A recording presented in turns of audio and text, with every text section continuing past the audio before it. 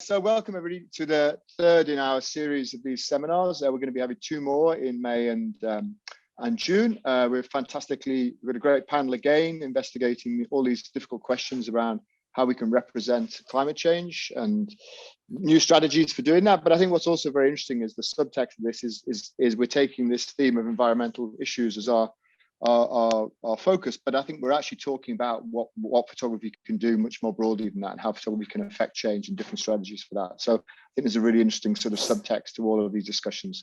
But I'm not going to get in the way too much. I'm going to hand over now to Maria Teresa, who's going to be leading the session as before.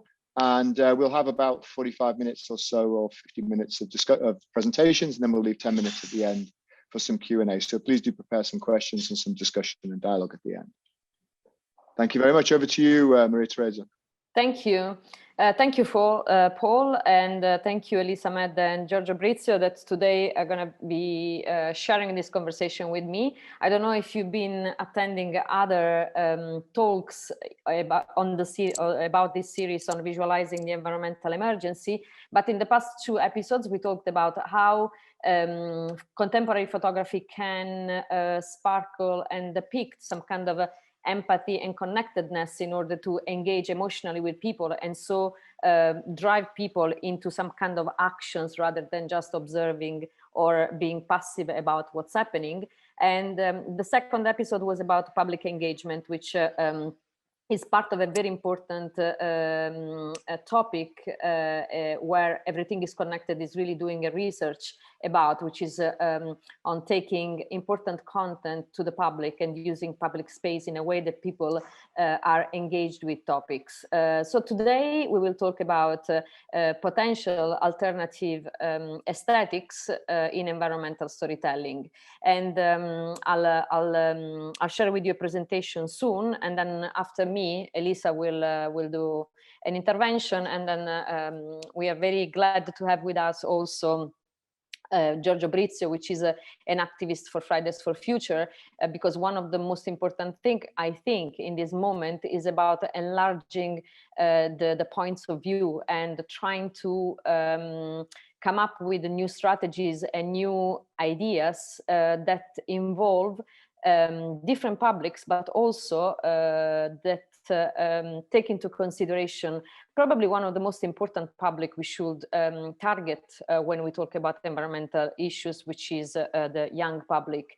And I will go even younger than the 20 years old, but you know, Fridays for Future is a good kind of movement that we can involve in the discussion in order to understand what is the kind of content, aesthetics, formats that could be considered as being relevant for them. And so how can we really work together in order to review the way communication about climate change is made? So I'll share a presentation with you.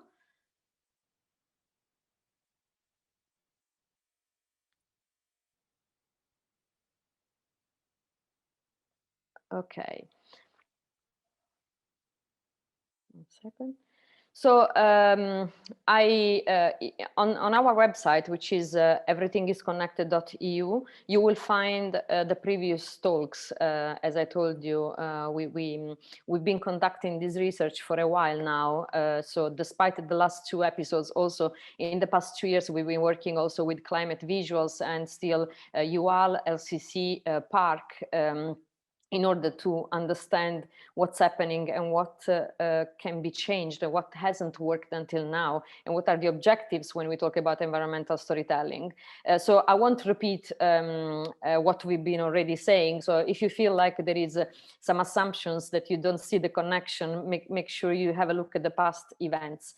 So I'll give you a little bit of a context in which this research on aesthetics is expressed, and then I decided to take two of, as we all said, we've been saying for a while, you know, environmental issues is a kind of multi-layered and multifaceted topic. So each of the topics can be really spread down and explained, each of them. So I decided just for simplicity and for just showing some cases to take into consideration plastic pollution and migrations, and analyze them from different points of view visually. How they've been treated, and then we can discuss it together. I'm not necessarily giving solutions, but I think we should all discuss what is that works better than the others, and probably the solutions will be different based on the target audience and the culture and the context, but we are a kind of Western view. We should talk from our own perspective, I would say. So this is a premise that I make all the time, and I'm happy to repeat that.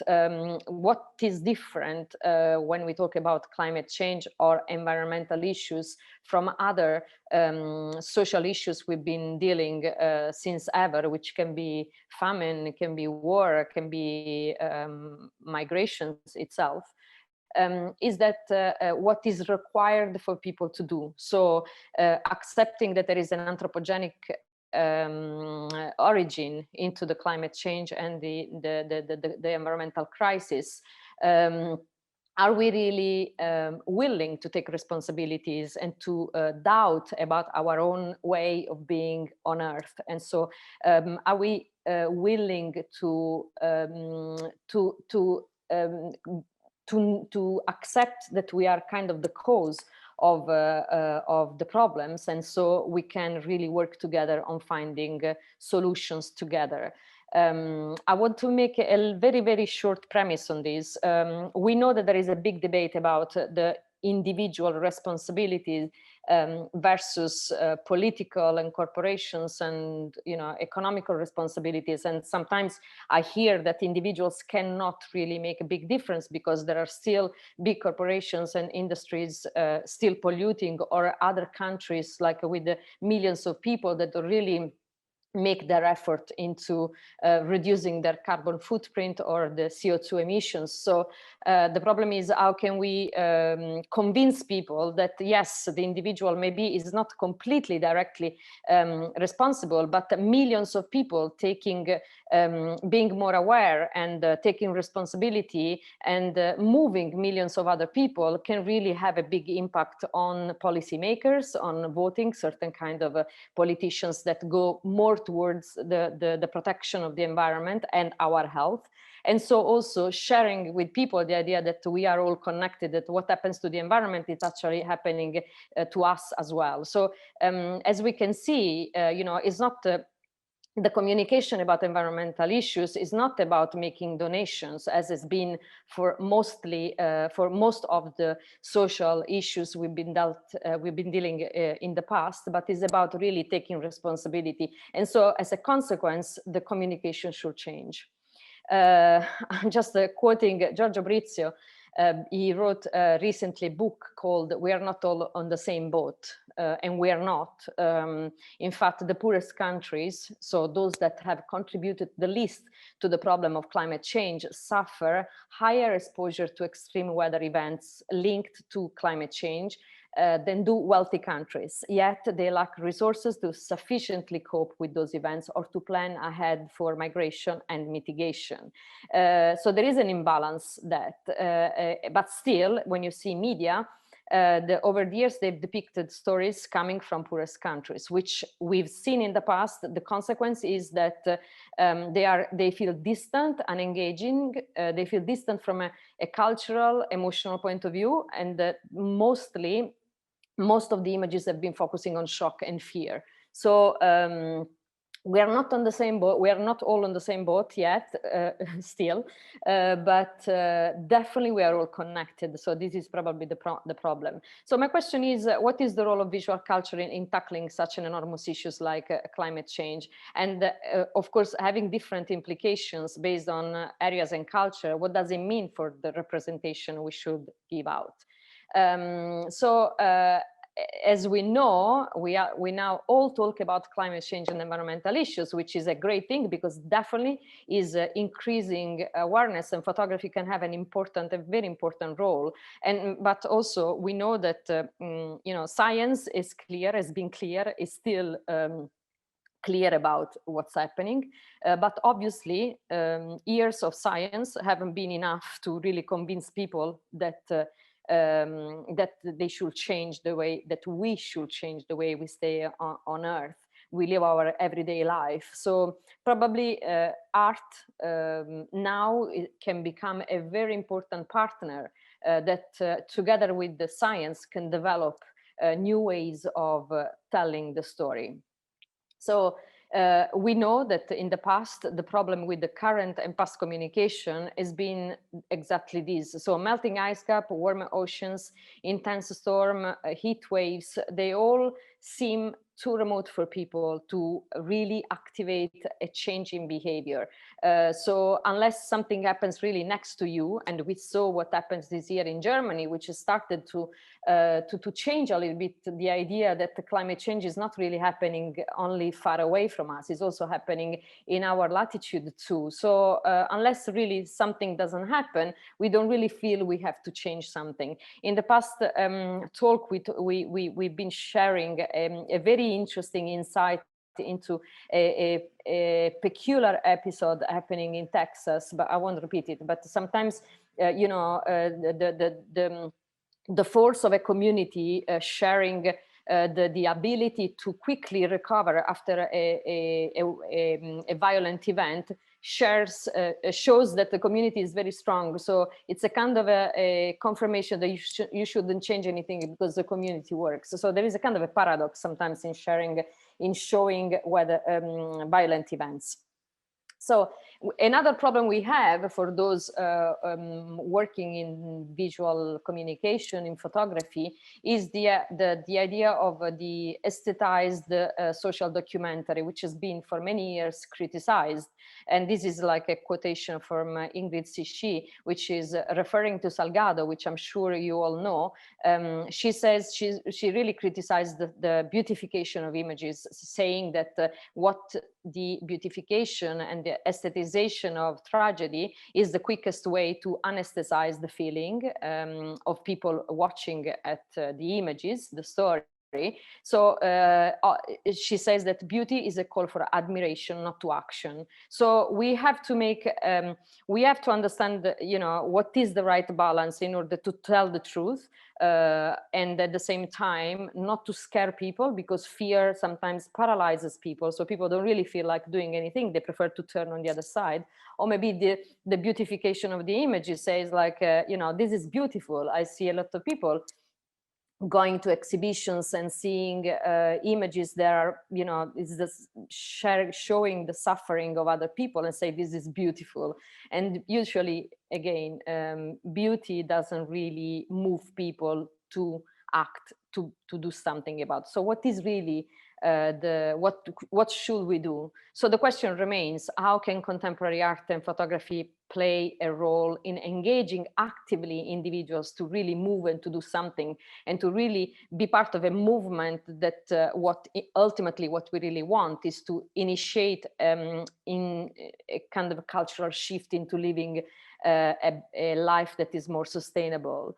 So what aesthetics work better than other to inspire action? And this is really an open question. As I said before, I've chosen two topics, and we can get a little bit deeper into each of them. So the problem of plastic pollution, of course, I'm not, as I said since the beginning, as I keep repeating, climate change and environmental crisis, it's such a broad topic. Sometimes it's abstract. And even the plastic pollution, which is, already a kind of a defined topic, is still very, very broad. So for the sake of this presentation, this exercise, I'm just sharing with you some key points, some key scientific data in order for us to have an understanding of how this then is translated in images. we know that 32% of all plastic packaging that is produced today, in the end, ends up in the ocean. And by 2050, there will be more plastic than fish in the ocean. And another important thing, I think probably the most important when we start to touch on human health, because probably is the only really drive and motivation that will force people to change their habits, is the presence of microplastic even in human placenta, as we've been hearing. And there are a few studies going on at the moment to really share and understand the implication on human life. And this is not really clear yet, but surely is not something good. So how the topic of plastic pollution has been treated. So I found this one, which is about information. We all know, for example, that there is what is called plastic beach in the Hawaiian island. And this is a place, this is the dirtiest place in the world, where a lot of trash coming from Japan, Russia, US, and other European countries ends up there, and 90% of this trash is plastic. So this is information, you know, is the story as it is, and what probably we've seen all this kind of image. Then we have this kind of image, which probably we've seen as well. This is more pointing the attention on the emotion of fear, probably. So Chris Jordan has done this series on albatrosses, where he has dissected the stomach with of the animal to show you all the plastic that there are in their bellies, and we saw a lot of images of fish dying as well. Probably someone has made the association, okay, if fish die because they eat plastic, this plastic ends up in my body as well. So there is kind of a connection, this kind of a fear coming from this kind of images. Then we have, this is another way of treating the same topic, and this is more about surprise and yeah, surprise and kind of a joyful, but then you read and you understand it's not just beautiful. This is a project done by I think she's a Dutch photographer based in South Africa. She collected bottles of bottle shopping bags, all the plastic items found on the beaches, and she kind of recreates these everyday objects. The objective is to make you feel like how everyday life is really something familiar that belongs to what you do every day, but it is actually made by all the things that end up in the ocean. So it's kind of a circle. You throw it away in the ocean and then it comes back still in your life. So it's kind of can sparkle some attention. And this is more focusing on empathy. With the climate visuals, we've been partnering in the past. So they've done an interesting research into some kind of images that work better than other, and they've shown that sometimes showing solutions can really make people feel more empowered. So I see that I can actually participate to something rather than something big that makes me feel too far away or too paralyzed compared to like the magnitude of the story. So if I see that there is a solution that I can actually participate to something and this can make a difference, then it feels more approachable. And so there are cases in which people use plastic bottles or containers to grow their own, containerized gardening. This is the project of urban agricultural farming. Or you can see, and we see a lot of images of young people just cleaning the oceans, cleaning the forest, cleaning public spaces, because we all need to participate to that. So sometimes when you show solutions, people can feel they can be part of something. Other topic I decided to choose for the sake of this presentation is migrations related to climate change. We know that today, for example, there is 1% of places in the world that cannot be lived because of hot weather. And by 2070, that portion could go up to almost 20%. So meaning that millions of people will have to leave their home. And so the question is where they will go. I've done the same exercise with that.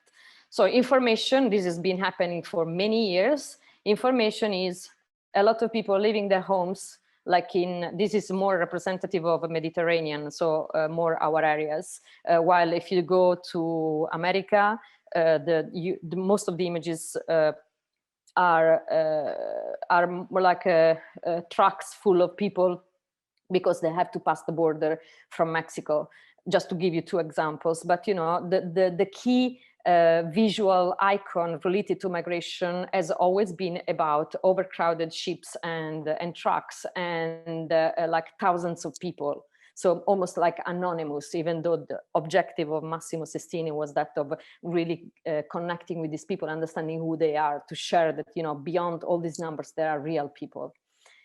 Fear, we've seen a lot of images of kids crying, kids separated from the parents at the borders, or I don't know if you remember that little boy that died on, what was it, on a Greek island, I think.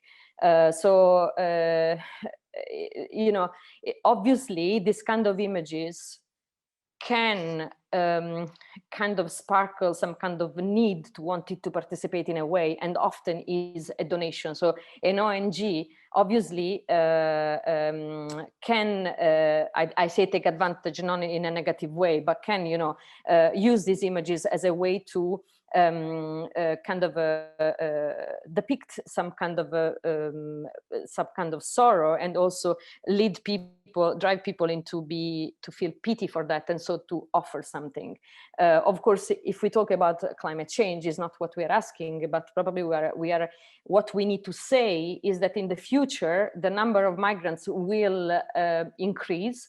And we will have to decide, we will have to learn how to live in peace all together. And at the same time, we can all do something also today to avoid the further increase of the temperature and the rising of the sea levels, and also maybe helping poor populations to reconstruct their places quicker in order to stay and live in their lands. Another approach was that one of Richard Moss. I don't know if you know him. He's been working a lot with the topic of climate change, but also using the materic of the photograph, the medium of photography, to go beyond the actual message, the actual image, but also using, for example, military grade camera that use the idea of the heat, which you know, human displacements. Sorry, I forgot exactly the technicality he uses, so I'll read it. This idea of heat, imaging heat, which we hoped would speak sideways about human displacements resulting from climate change and global warming. It also spoke more practically, even indexically, about the struggle of the refugees. So you can see that I put this kind of research into the surprise, because you don't immediately understand what he's talking about. But then if you go further, you can be curious about what you see. You can go further, you can understand what it is about. And then again, empathy can be a good way to talk about the problem, because then is where I feel more connected. And so sharing the stories of people that because of weather events, in this case, the lack of rain for a long time, and the harvesting destroyed. And so knowing that if you want your family to survive, you actually have to move home. In this case, it's Guatemala, but there are stories that come really from all around the world. Then this is kind of forcing people to move from their lands. And so this is really entering more empathically and more directly into the single story. And probably if it sparkles some kind of empathy, then maybe it can initiate or can really inspire some kind of a deeper thought from observers and viewers. So as Solmaz Daryani says, she's an Iranian photographer, I'm not trying to prove that climate change exists. There are numerous scientific proof and articles about it. I want to connect with the work through personal stories. By using the personal narratives of real people, it can help to change their minds and talk about climate change. If we want to pressure governments and corporations to act, we need to be united in addressing this global issue. This is very important. So yes, the individual is not enough, but we need a massive, we need a critical mass that really can make noise and really push corporations and politicians to make a difference. So in conclusion, the response to global warming and climate change should cover every aspect of life. Of course, we need also action from the commercial sphere, the political sphere, in order to engage with the public. Artists and arts organizations can shape conversation about the environment by challenging and being proactive, both informing. Of course, we need to be informed, but let's see if it's enough. As we've been saying, you know, we've been informed for many years about what was happening, but the result after 50 years of communicating climate change in a certain way has been that we feel all distant from the story that is happening often too far from us. So probably informing is not enough, because science has been doing this for a while. So we need to find new ways in order to be inspired, open our minds, and lead into proactive and positive action to mitigate the changes. The role of photography could be a starting conversation, in my opinion. So when we think about creating iconic images, they can really grab the attention. And it's very interesting to understand how the young people are connected, are attached, are impressed, are inspired by some image, what kind of images they are inspired by. And even if the single image doesn't tell you the whole story, sometimes can be a catalyst for attention in order then to go deeper and maybe reimagine a new journey into understanding the story and create a chain reaction into all the passages. So for example, you see an image and then you go deeper in another way, or on the streets or online, or there are, you know, there are a lot of other channels, but the photography can have a very powerful role into drawing attention. An important thing, I don't know if you noticed in the two examples I've been sharing with you, the information comes from far, and the point of view is from far away. So the lack of connection shows the fact that we can't connect to something that is too far. In fact, you know, the boat with a lot of people, and you know, the plastic seen from far away. These kind of images, while they immediately telling you what we are talking about, you don't really get any emotional reaction. So get closer to people is very important, and show local solutions, local people, local stories, and local solutions is very important, but make sure that they carry a global story, a universal meaning where everyone can connect, even if they don't belong to that culture and that place.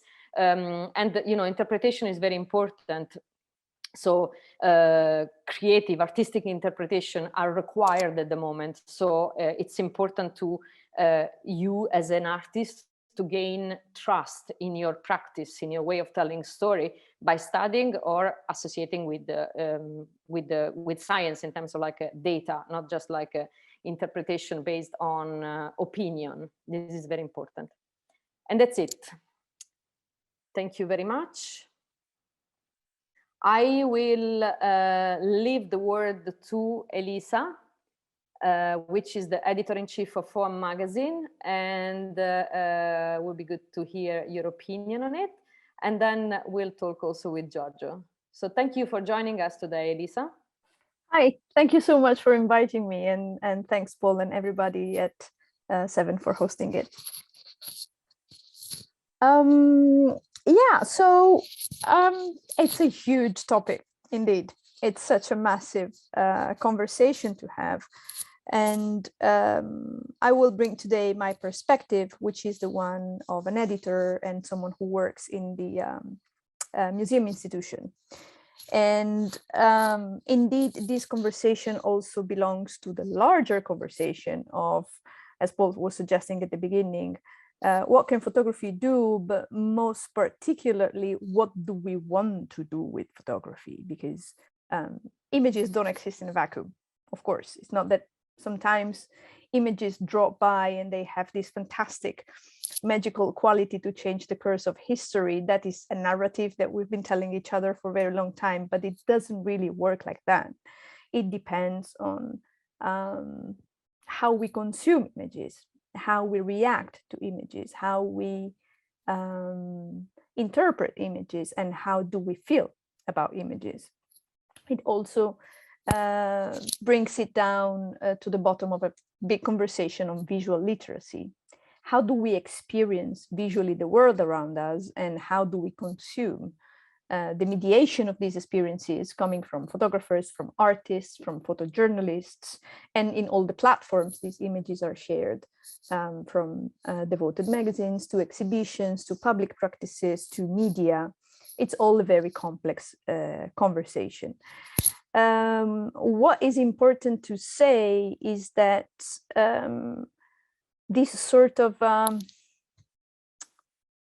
discomfort that we have with this images production, this feeling of defeat in having so much material that we feel it doesn't work, right? Why do we have so many bodies of work talking about climate change, talking about climate catastrophe, talking about human displacement due to climate catastrophe and all of that? Why is not working? Why is it not changing consciences? Why is it not changing policies? Partially, of course, because it's not enough, but partially also because the way we've been consuming and using and experiencing images in the past 70 years really has acted in a counter intuitive way, in some sense. We've been used to face images of shock, as Maria Teresa was saying, the documentary narrative as either being, right, we need to have images that are moving minds and they're moving souls, so we're going to shock them with the tragedy and the pain and the suffering that's been happening so that they see the reality of things, the old conversation about the truth. Or we're going to have beautifying images. We're going to use an aesthetic that is going to tell very painful, very tragic stories in a way that becomes aesthetically acceptable and pleasing and moving, so that it will trigger a certain way of reacting. Both systems failed miserably. And this is also seen in the big crisis, I think it can be totally defined like that, that has been happening in the NGO world. The whole visual narrative that has been pushed and proposed by NGOs in the past decades has been highly problematic. Now is finally under deep scrutiny. Othering practices, exoticizing practices, visual colonialism, these are all parts of the conversations that have been connected also to the images production that NGOs of whatever issue they were connected to have been producing in the past decades.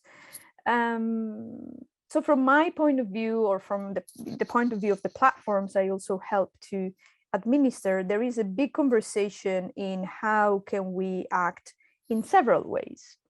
One, which is the long-term necessary and fundamental work of putting resources again towards visual literacy, towards promoting an active way of engaging with visual materials, not a passive something that either triggers our entertainment wish or shocks our pity sense, but something that brings people into experiencing what's happening in the images, in interacting with them. And this means also going, for example, beyond the specific medium of photography, but connecting with video, with audio, with physical experiences, with the public space, even within an exhibition context. And the other is in promoting and pushing narratives, a new way of storytelling or different ways of storytelling that also go beyond all the biases and all the visual biases that have been plugged the image production in the past decades. I do have something that I would like to share with you, and it's a couple of examples coming all from the same source. A couple of weeks ago, there was the closing event of a massive project that happened at the OpenAI Gallery in Liverpool. So some of you might have visited it, and some of you, I'm sure you all know the OpenAI Gallery. And they engaged within the framework of the Biennale in a fantastic project that was called the Climate Lab. Now, the Climate Lab was an exhibition, or better, a set of exhibitions, because they changed focus every year, focusing on a different theme, plus some off-site events. And I would like to show you some of the experiences coming out of this project, because it really gives you the breadth and the size of the spectrum of possibilities that are coming up there and that can be used also within an activist perspective. Going to show my screen if it works. All of a sudden it's glitching, but let's see. Yes. All right. So I will start with the video. And it's 4 minutes, so maybe we're not going to see it all, but I'd like you to first see it, and then I'll tell you something about it. I can talk as you're not having sound. That doesn't really matter. So this was one of the exhibitions that was actually an interactive workshop, week-long, for which a younger audience could engage with the thematics connected to climate change, but also to re-envisioning a post-future that could act on the damages done by climate emergency and the consequences of it by building a universe on Minecraft. And by documenting all of this as an artistic process, as an artistic practice, but then triggering a certain level of involvement and a certain level of participation. And Minecraft is something that is used from kids 7 years old. My kid uses it, to adolescents and teenagers and older. And of course, this was built on the basis of Minecraft. So there's a whole back-end work with architecture studios and the artists creating the environments and visualizing what could happen inside the Minecraft worlds. And that would include photography, and that would include many bodies of work from other artists used in creating the scenes and everything that will happen. I'm going to stop it now, because so that we don't make it too long.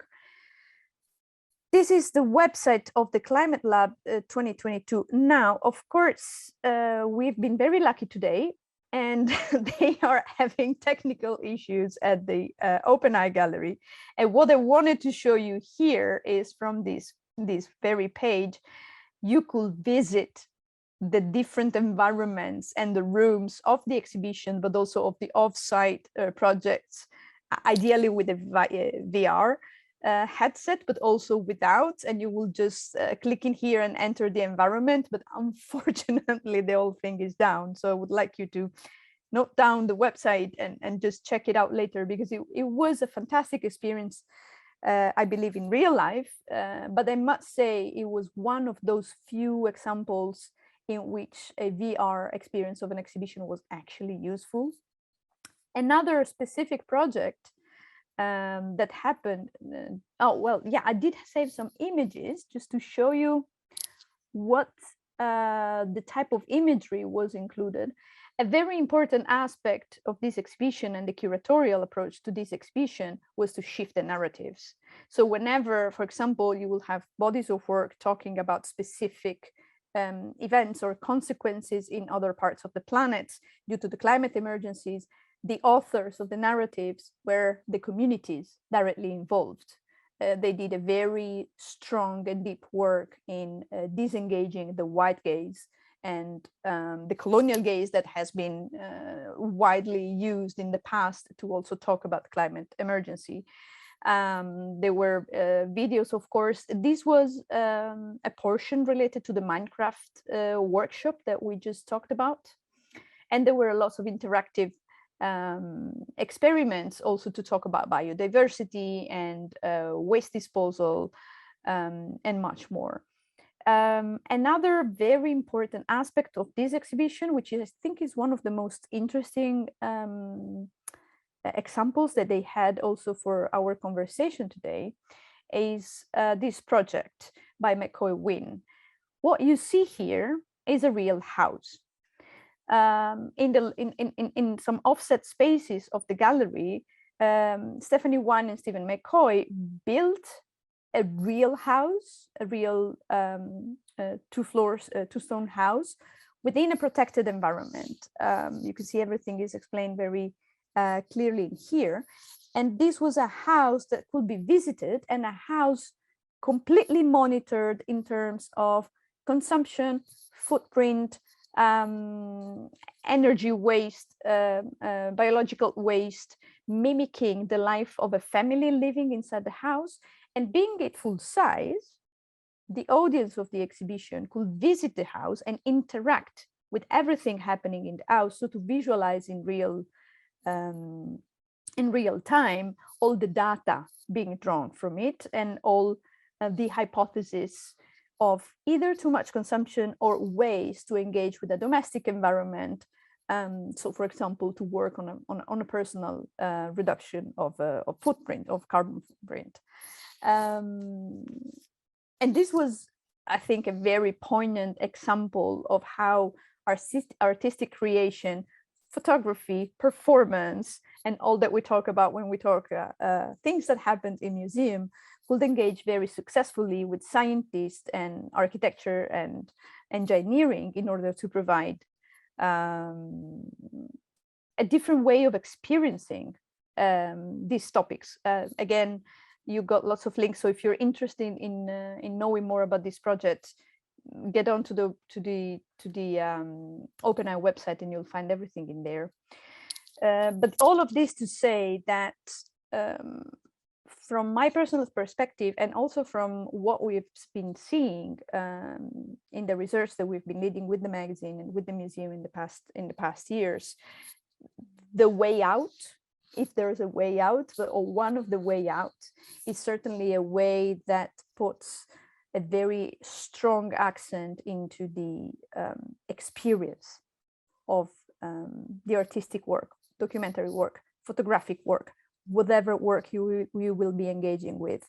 But the experience of it, activating the reaction and the relation of the spectator with whatever is put in front of their eyes, that's a key element in order to trigger a reaction. So we need to go even beyond the aesthetic conversation, even beyond the narrative conversation, but to really work on both the visual literacy and the exposure, do a lot of exposure therapy and challenging work within the institutions and media, so to promote different ways to talk about climate catastrophe and the consequences of it, but also make sure that we as editors, curators, teachers at school, we do create occasions and environments in where the narratives and the storytelling can go beyond a passive entertainment or a passive fruition, but really activate even a bodily experience of the viewer and the audience, together with whatever environment is created for that experience. That's it from me. Thank you so much. Thank you so much, Elisa.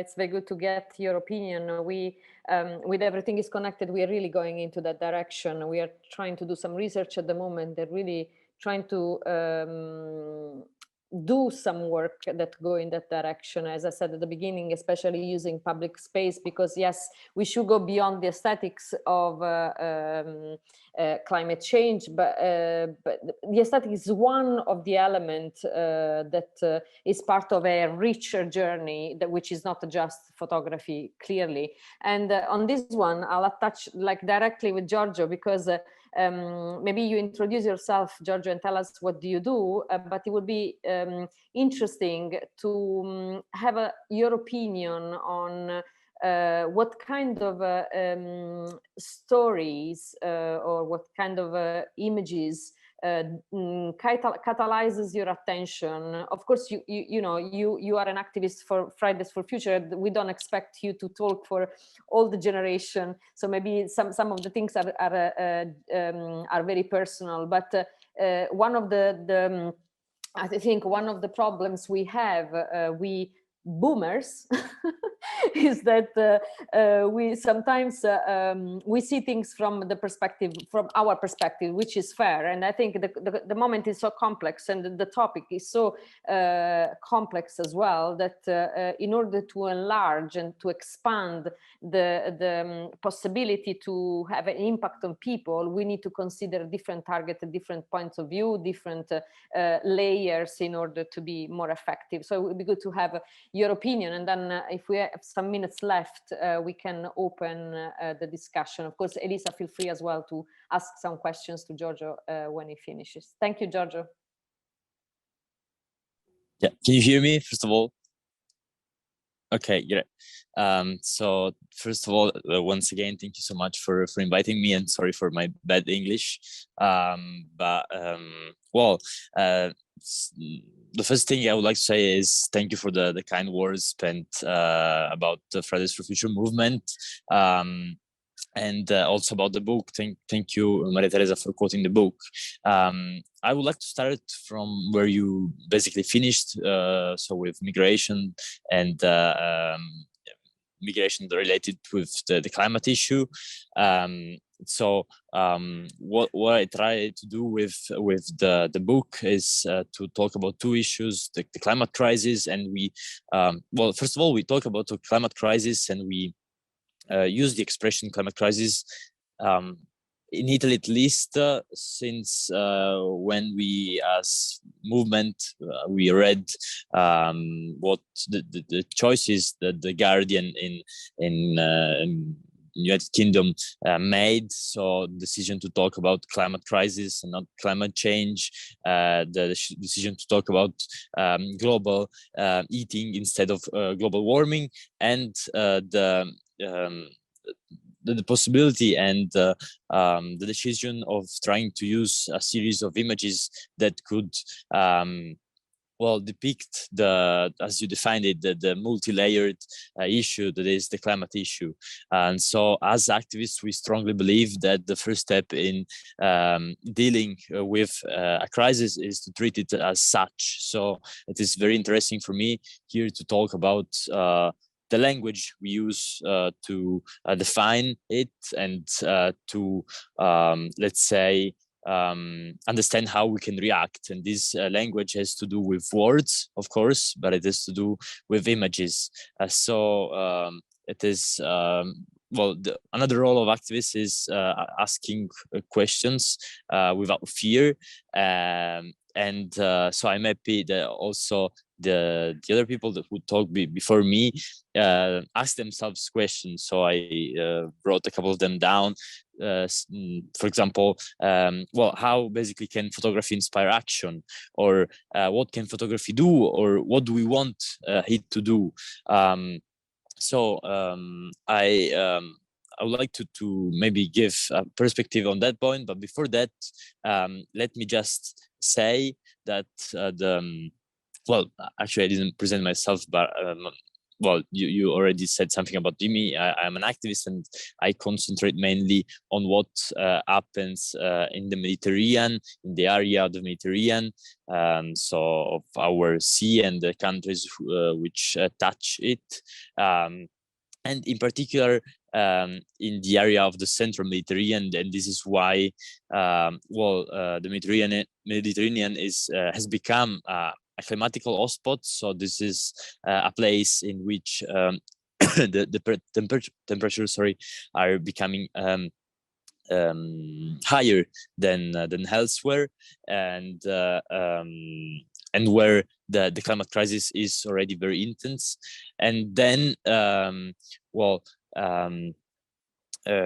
giving attention at what is happening in the Mediterranean has also to do with the fact, and it is always difficult to say it for me, but it is my role.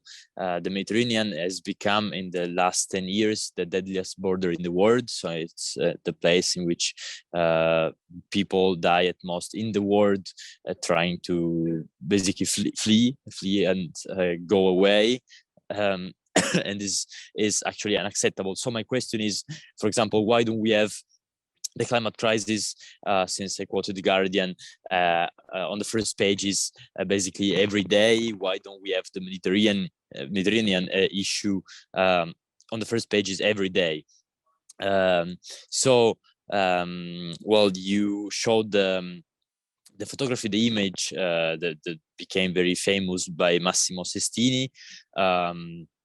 Another image that has become very famous and unfortunately popular is the image of Alan Kurdi. Alan Kurdi was that guy, that Syrian guy who died and was found on a Turkish beach. And that image has to do with what Elise was describing. So shocking images that image shocked the European public opinion, but as she was saying, this type of image has not worked or cannot work, if I have well understood, if we talk about climate crisis. So while you were talking, it came to my mind an image that shocked a bit the COP26 in Glasgow. I had the possibility to go to Glasgow, and when it came the moment of the speech entertained by the minister of Tuvalu. Tuvalu is a small island in the Pacific Ocean. So he did a good speech, but nothing incredible. What was incredible was in fact that the camera that was filming him while he entertained the speech slowly became larger and larger, and we were there at the COP26. Instead he wasn't there, and we realized that he was basically talking in water. So he had the sea level until his knee, basically. And this, I would like to ask you this. In my opinion, does not stay both in, let's say, in the part of the images that are made and are taught to shock people, but also not in those that want just to depict beauty. And in my opinion, that image and that video also, because also it had let's say it was useful also because it was partially also video. Well, I would like to hear something about that from you, because I think it was an interesting experiment. So what I try to do when it comes about talking about climate crisis crisis, and then I try to keep it short because I know that we have to finish soon. But I think that a key element is to try to humanize problems, humanize issues. So the climate crisis is considered as something very far away in time and space, that can happen only in Indonesia, in Bangladesh, or in the islands, in fact, in the Pacific Ocean. But since actually I go around Italy, since I live in Italy, as you can understand maybe from my accent, and well, in this moment I am at Torino at university. So I try to make people understand that the climate crisis is something that has to do with Italy, and it touches, for example, the farmers in Latina, in Foggia, in Rosarno, in many places around Italy, the fishermen in Sicily, or the beekeepers in Veneto, in Treviso, and all the people who live in Venice, for example, but also people who, just like me, live in Piemonte, that is another region of Italy, and so on. So there are two steps that I try to make people think about, and these two steps are, well, one, when people think about the climate crisis, often, and I'm not talking, of course, about the bubble in which we are all in, and we know many things, and we have the possibility to participate to events, and well, and know each other and so on. But I'm referring to a bubble of people that know a couple of things about climate change, and those people, if you ask them, have in their mind images about animals and plastic pollution. And this is fine, because, well, we are living the 6th mass extinction, and of course the plastic pollution is a huge issue, but in their minds it's normally it is difficult to see that they connect, for example, climate crisis with human rights, climate crisis with people in general, and so the first step is trying to do this shift, and the second one is humanize. So it's not something that is going on just very, very far away, and that will happen in 30, 50, or 100 years, but it is already here and now. And that is why, and with that, I would like to come to an end. I decided to give like the name of the book, We're Not in the Same Boat, We're Not All in the Same Boat. And that is because actually we are maybe all in the same storm, but for sure we're not all in the same boat, also because there are people that are staying on a big yacht, on a big boat, and these people, of course it's a metaphor, but maybe are the big corporations,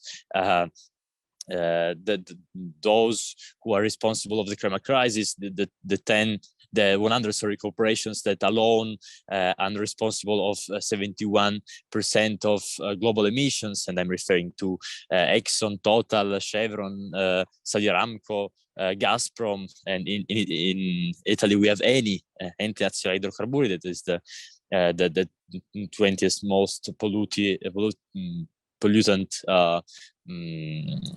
let's say, corporation in the world, and then there is the 1% of the population that holds the same wealth of the 50% poorest, and so on. And then we have people that are staying on very small boats made with wood or something like that, and that are not responsible of the climate crisis, but are but they see the biggest consequence of this crisis, and this is the climate injustice, and we are fighting for climate justice.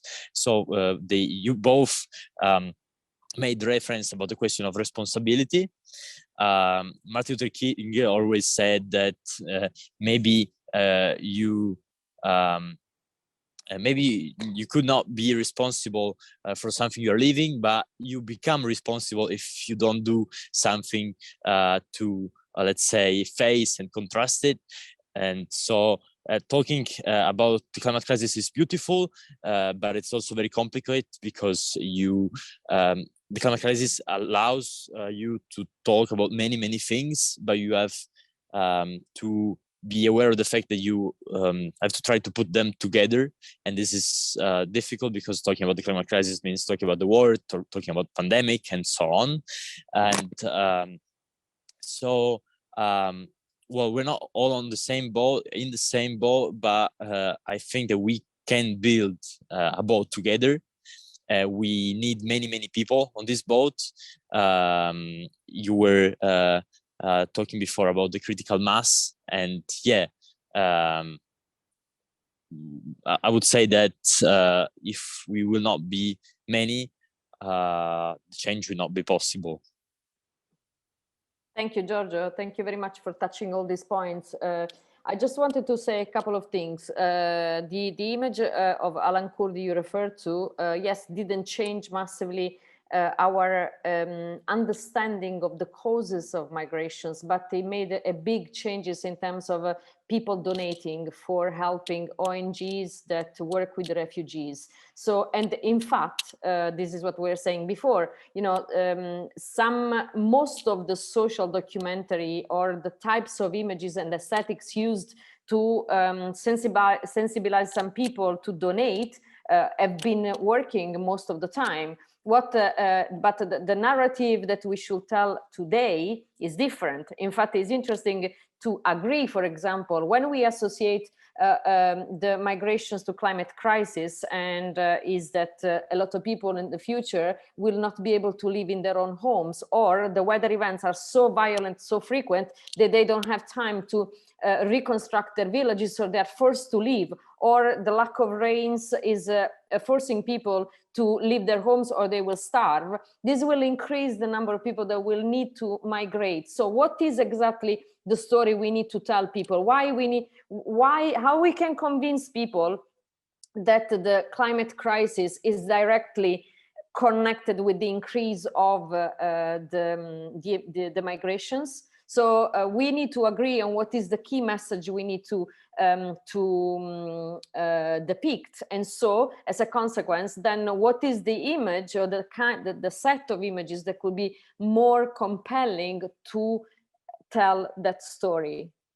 Okay, so of course, it's not just about, that's why in front of fear or shock, people are paralyzed because they don't know what to do. But if we kind of tell them something that is possible, some little changes that can be taken into their own lives that could actually show some real differences, then it's easier. So we actually need to work on what is the kind of message we need to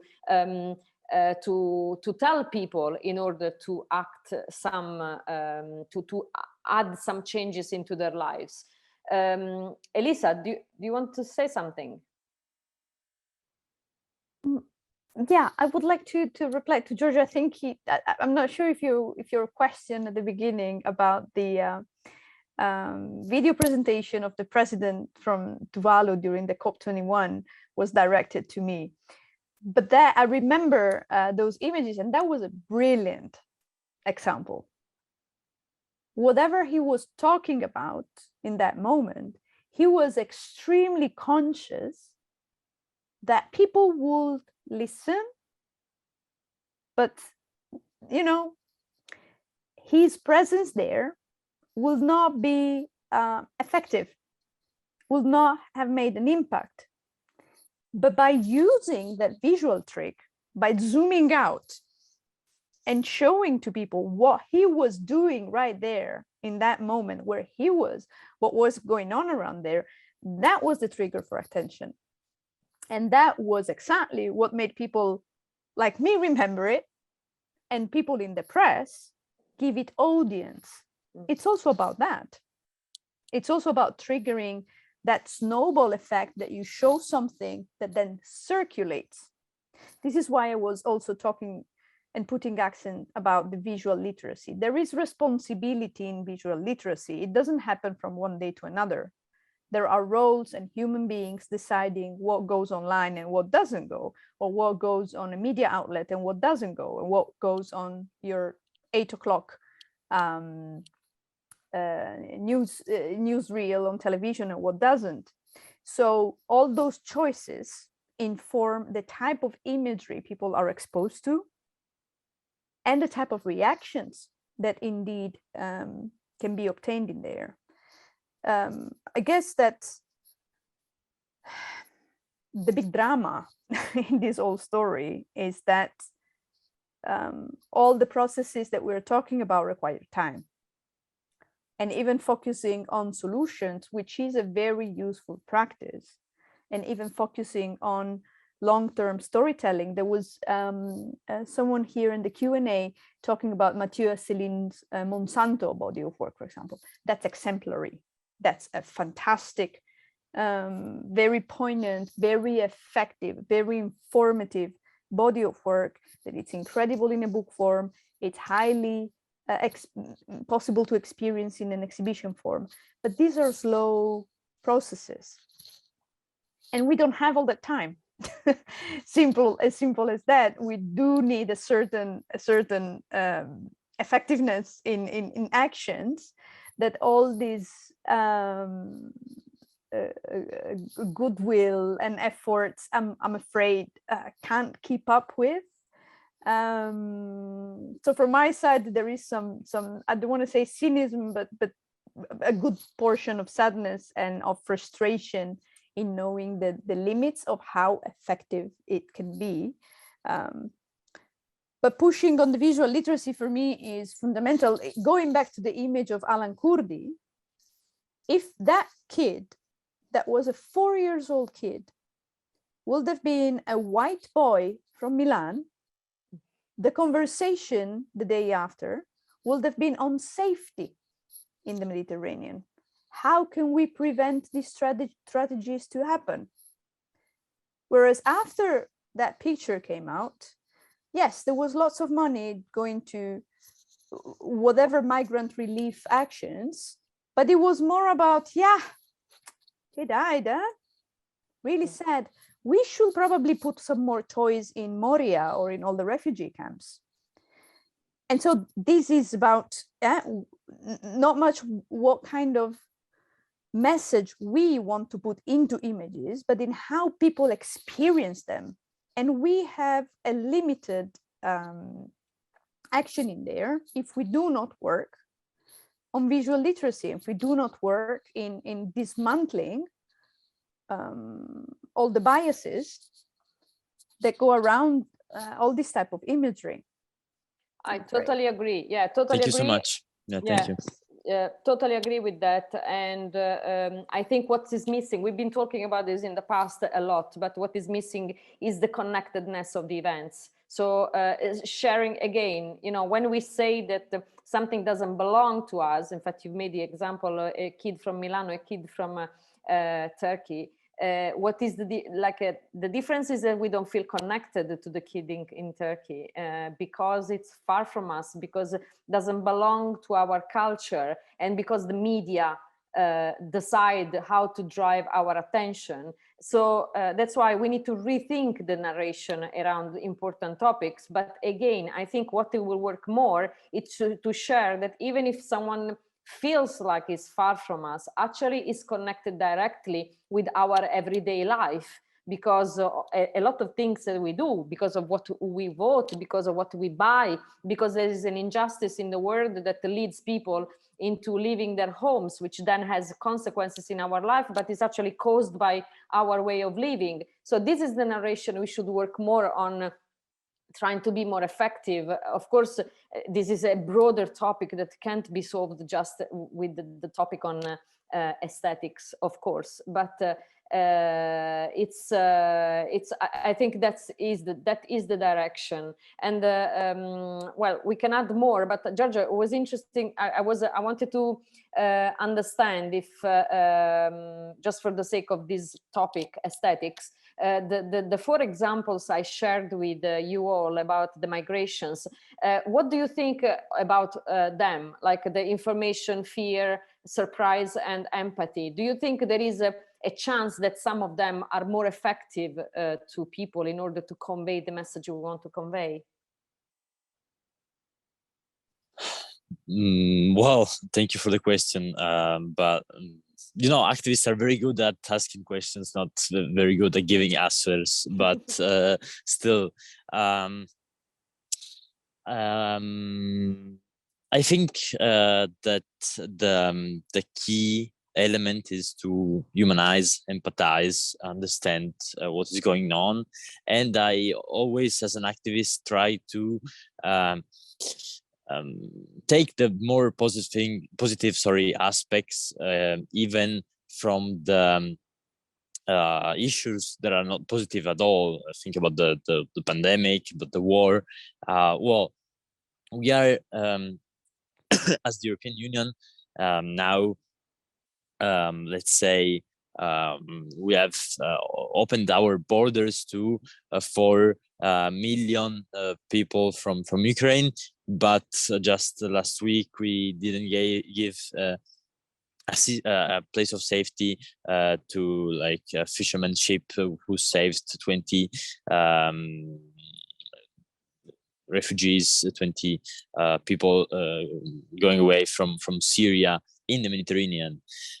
So making people understand that there is no invasion, that even that the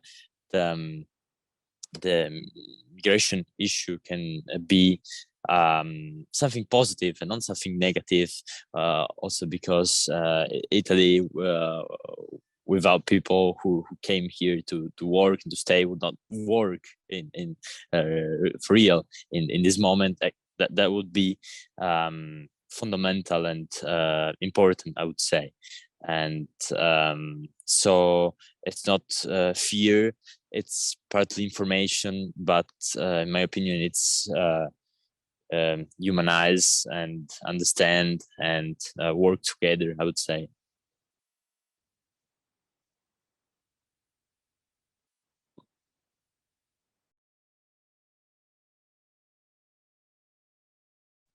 I will not listen. Maria Teresa, you have your mic. Sorry. I was just saying we will probably give just a very quick answer to the 2 questions. Actually, one has been already said by Elisa, about the question Jonathan Diamond on the project by Matthew Asselin, Monsanto, which, yeah, I agree, it's a very thorough project, very well thought. I still, in that case, believe it should be spread more. This is another problem, you know, reaching a large public, because most of the time we talk among our similar, with people that we agree with, and usually the important topics stay within our community, with the one where we call the bubble.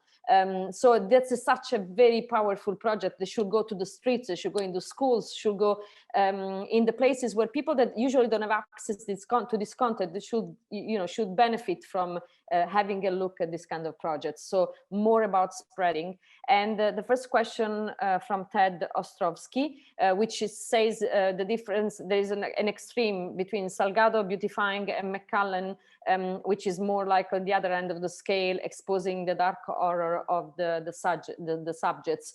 And he questions whether what is the human condition that has us bury our head in the sand? Are we simply overwhelmed and capitulate to overload? Surely we are overloaded with a lot of content, but as we were saying before, there are a lot of extremes in sharing stories, and I don't think there is one solution. That's why the idea of working with young people is very important. So beautifying has an effect but if it helps to catalyze the attention, then to lead people into a story and then going deeper through other channels, then maybe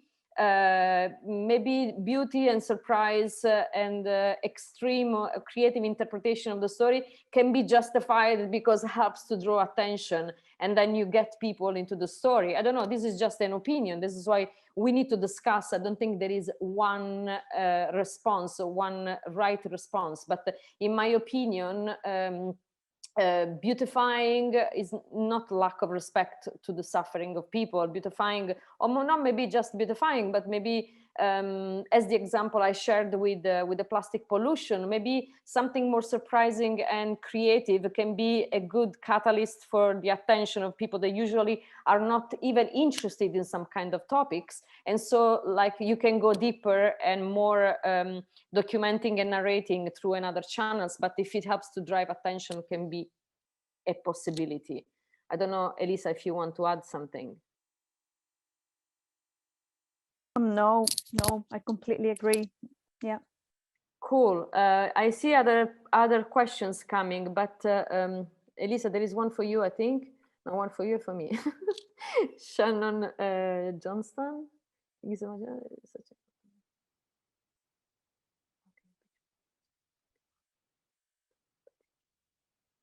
Right. Well, you can see on this specific example, you can see the work by Amy Vitale. She's done an incredible, powerful work on the saving the elephants in Africa. And she works a lot with animals, saving the animals, and you know, sharing their humanity. You can find part of his work, of her work, on our website, everythingisconnected.eu. If you go down, there is a screen with a video, and in the 10 videos showing the 10 projects originally selected for this project, the last one is by Amy Vitale. Or you go on her website, the work is called The Warriors, I think, but Amy Vitale is a good example. Well, oh yeah, it's on, microphone is on, yeah. The scholarship is quite extensive, but if you want to start somewhere, I will start with 2 books. One is absolutely regarding the pain of the others, from Susan Sontag. And the other one, I just Googled the link. I'll be putting it here in the chat, Picturing Atrocity, Photography in Crisis. It's a reader, and it's edited by Jeffrey Batchen, Mick Gitley, Nancy Miller, and Jay Prosser. That gives you quite a broad start to the conversation. The last one about by Joya Kass. I suggest you to have a look at the first episode on this series, which was about connectedness and empathy in environmental storytelling, which we really talked a lot about how to create empathy and compassion. You can find it on the everythingisconnected.eu. On the homepage, you can see the title, Empathy and Connection in Environmental Storytelling, and there is a proper lecture and talk about it. So thank you. I think we're done. Any other thing? I guess no. Thank you very much, Elisa. Giorgio left. Thank you all. Thank you. Yeah, thanks everybody, and well done. Fantastic fielding all the questions, Maria Teresa. And we'll be having another session in about a month's time, so look out for that as well. But thank you to everybody who attended. Really appreciate that. And special big shout out to the 7 Academy students who are listening in from Sarajevo. So there's one name there, but I believe there's about 12 students sitting there listening to this live. So thank you very much, everybody. And we'll be seeing you again in this series in May. Thank you, Maria Teresa, Thank you, Elisa, and Giorgio. Thank you. Thank you. Bye-bye. Thank you, guys. Bye-bye.